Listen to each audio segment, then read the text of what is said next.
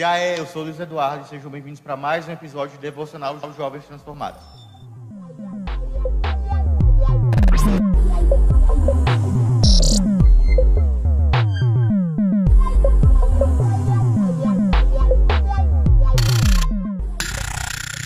No episódio de hoje a gente vai falar sobre renúncia. E a passagem que eu vou usar é 1 Reis, capítulo 9, versículo 4. Quanto a você, se seguir com integridade e retidão, como fez seu pai Davi, obedecendo a todos os meus mandamentos, decretos e estatutos, estabelecerei o trono da sua dinastia sobre Israel para sempre.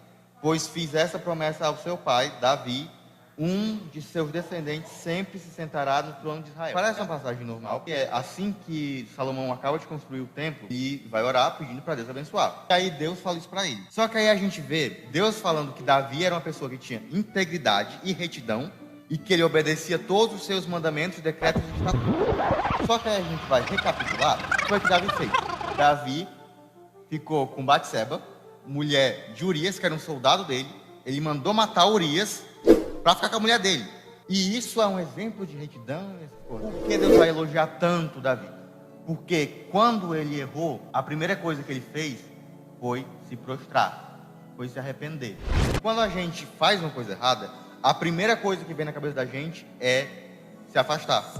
Porque vem aquela vozinha na cabeça da gente dizendo que a gente está sujo, que a gente é um pecador, que a gente é um falho, que a gente não pode chegar perto, que é hipocrisia da parte da gente chegar perto de Deus e falar com Deus que a gente está completamente sujo. Só que o que foi que Davi fez?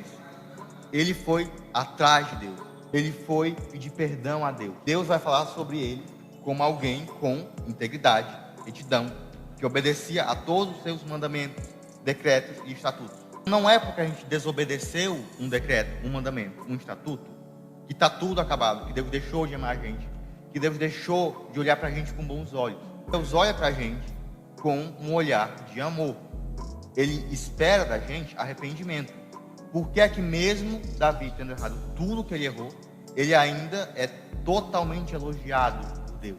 Porque ele se prostrou, ele se rendeu, ele se arrependeu e quis fazer diferente. Quanto mais longe a gente está de Deus, mas as vozes que a gente escuta são diferentes. Quando a gente está perto de Deus, a voz que a gente escuta é a voz dele dizendo que a gente é amado, que a gente é precioso, que a gente é importante, que a gente tem que ficar perto dele. E quando a gente está longe de Deus, a voz que a gente escuta é a voz do diabo, dizendo que a gente é sujo, dizendo que a gente não pode ficar perto de Deus.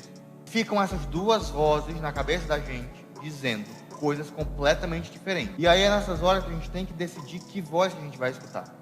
Se é a voz do diabo dizendo que a gente tem que ficar longe, que a gente está sujo, ou se é a voz de Deus dizendo que a gente tem que se arrepender, que a gente tem que se prostrar, que a gente tem que se render. Não é porque você cometeu uma falha que está tudo acabado. Deus continua lá disposto a te perdoar.